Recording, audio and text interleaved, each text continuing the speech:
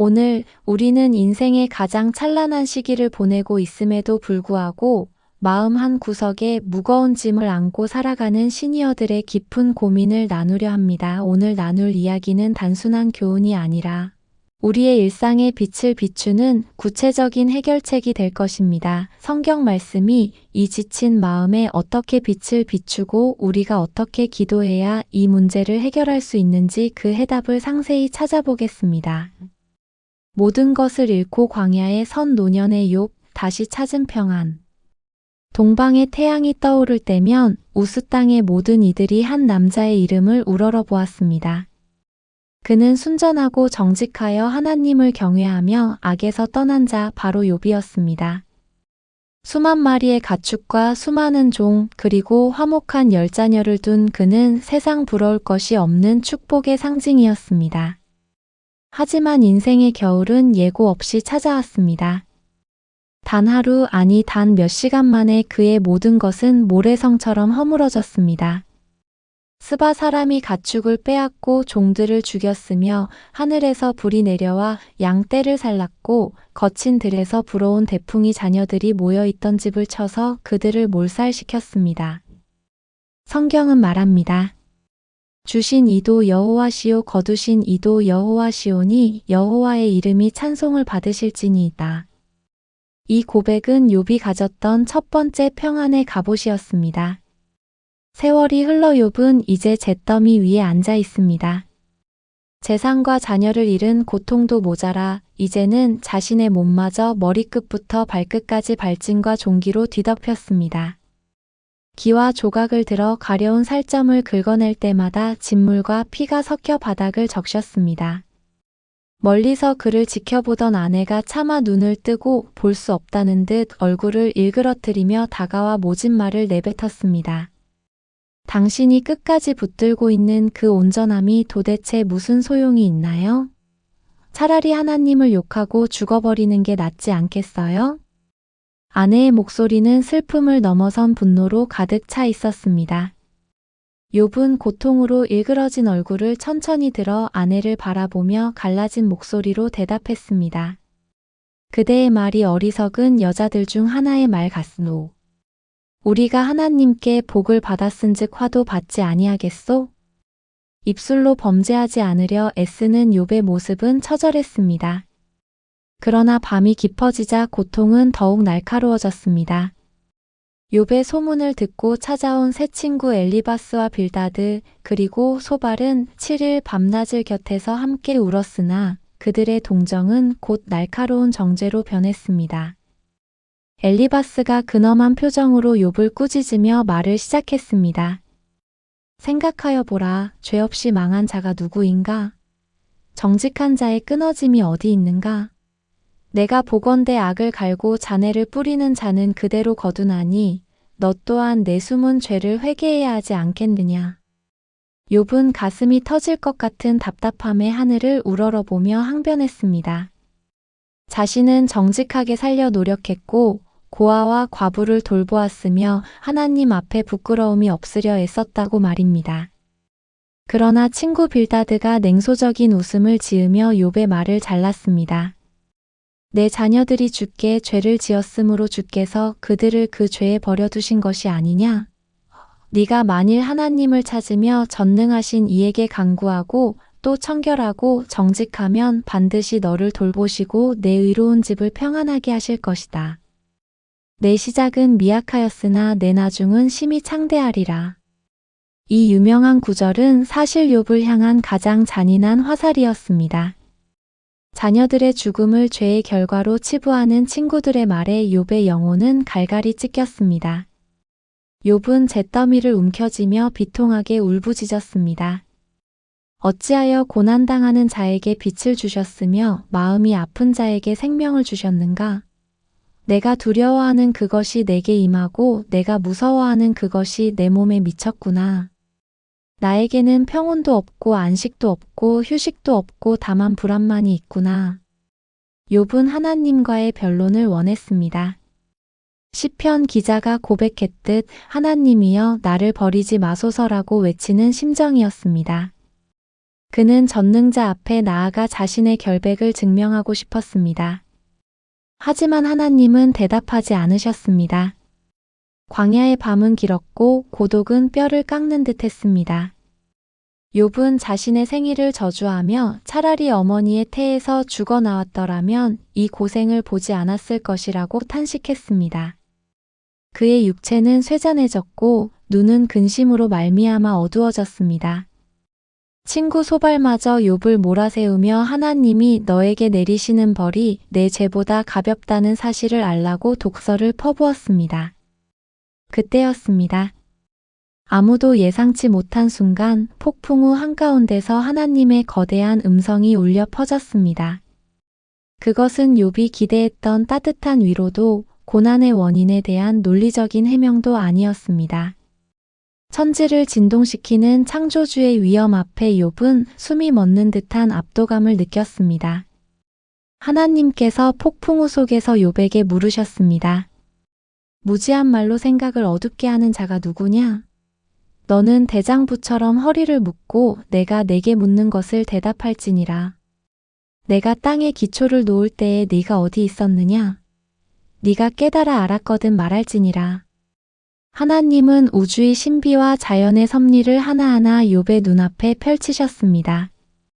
바닷물이 모태에서 터져 나올 때의 문으로 그것을 가둔 이가 누구인지, 광명을 어디로 보내며 흑암을 어디로 두어야 하는지, 별들의 궤도를 누가 정했는지 묻는 질문 앞에 욥의 지식과 논리는 한낱먼지처럼 흩어졌습니다. 하나님은 들나귀가 산에서 먹이를 찾고 타조가 날개를 치며 독수리가 높은 곳에 깃들이는 그 모든 생명의 질서를 다스리시는 분이었습니다.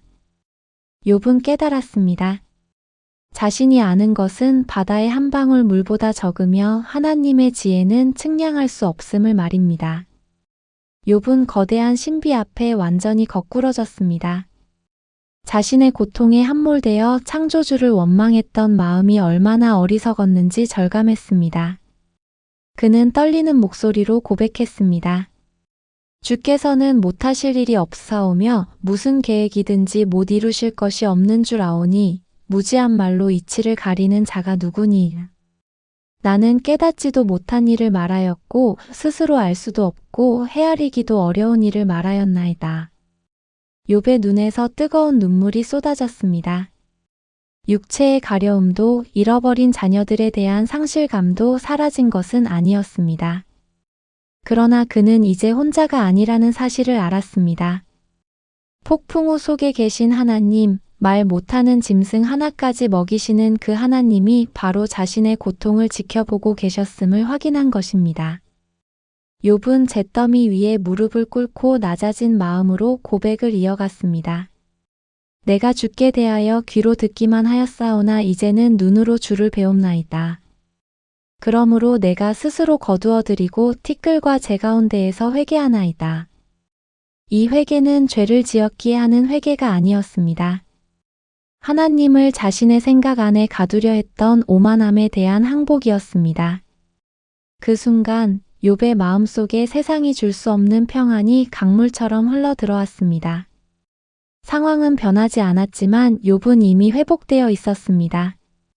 하나님과의 관계가 회복되자 비로소 평안이 찾아온 것입니다. 하나님은 욥을 정죄했던 친구들에게 진노하시며 욥에게 가서 번제를 드리고 욥의 기도를 받으라고 명령하셨습니다. 욥은 자신을 그토록 아프게 했던 친구들을 위해 기꺼이 손을 들었습니다. 성경은 증언합니다. 욥이 그의 친구들을 위하여 기도할 때 여호와께서 욥의 공경을 돌이키시고 여호와께서 욥에게 이전 모든 소유보다 갑절이나 주신지라. 욥의 형제와 자매들이 다시 돌아왔고 그는 이전보다 더 많은 양과 낙타와 소와 나귀를 얻게 되었습니다. 그리고 다시 7 아들과 3 딸을 얻었습니다. 하지만 욥에게 가장 큰 복은 갑절의 재산이나 다시 얻은 자녀들이 아니었습니다. 그것은 고난의 긴 터널 끝에서 얻은 하나님에 대한 절대적인 신뢰였습니다. 노년의 욥은 다시 찾은 평안 속에서 고요히 인생을 돌아보았습니다. 그는 이제 화려한 저택보다 광야의 잿더미 위에서 만난 하나님을 더 선명하게 기억했습니다. 그는 자신의 딸들인 여미마와 가시아와 게렌합북에게 다른 아들들처럼 기업을 주며 모든 인간이 하나님의 귀한 생명임을 몸소 보여주었습니다. 욥은 140년을 더 살며 아들과 손자 4대를 보았고 나이가 차서 기운이 다하여 죽었습니다.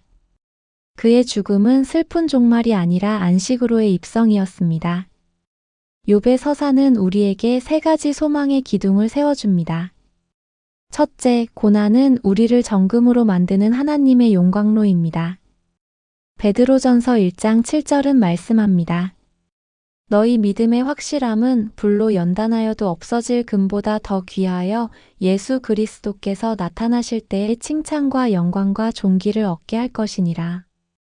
욥이 겪은 시련은 그를 파괴하기 위함이 아니라 그의 신앙에서 찌꺼기를 걸러내고 순전한 정금으로 빚으시기 위한 과정이었습니다. 둘째, 하나님의 지혜는 인간의 이해를 뛰어넘습니다.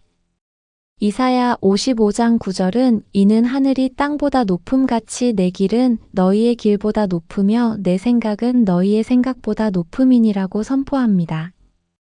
우리는 때로 왜라는 질문에 갇혀 절망하지만 하나님은 우리의 좁은 시야 밖에서 거대한 구원의 지도를 그려가고 계십니다. 셋째, 고난의 끝에서 누리는 평안은 결코 흔들리지 않습니다. 요한복음 14장 27절에서 예수님은 말씀하십니다.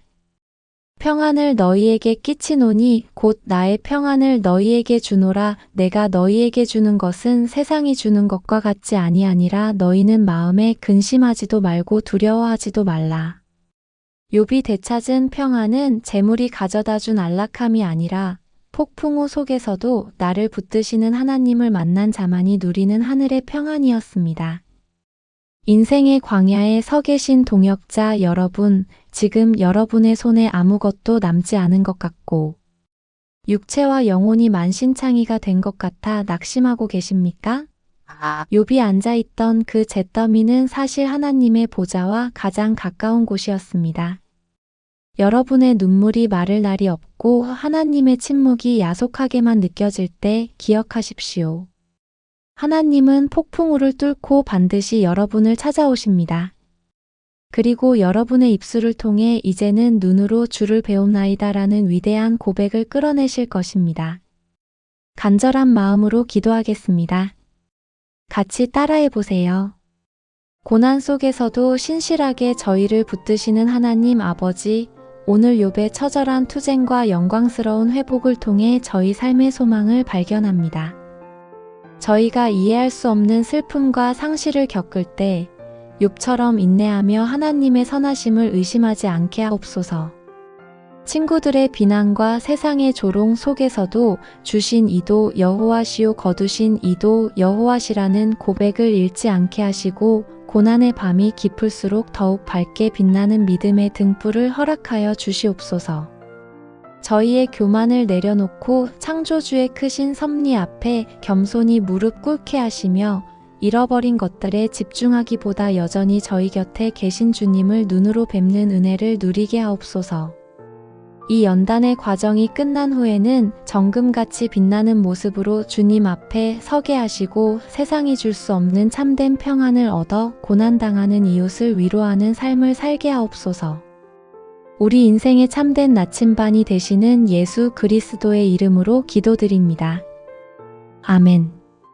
성경은 결코 우리의 현실을 외면하는 막연한 교리가 아니라 여러분의 오늘을 평안하게 만드는 가장 구체적이고 확실한 해결책임을 믿으시기 바랍니다.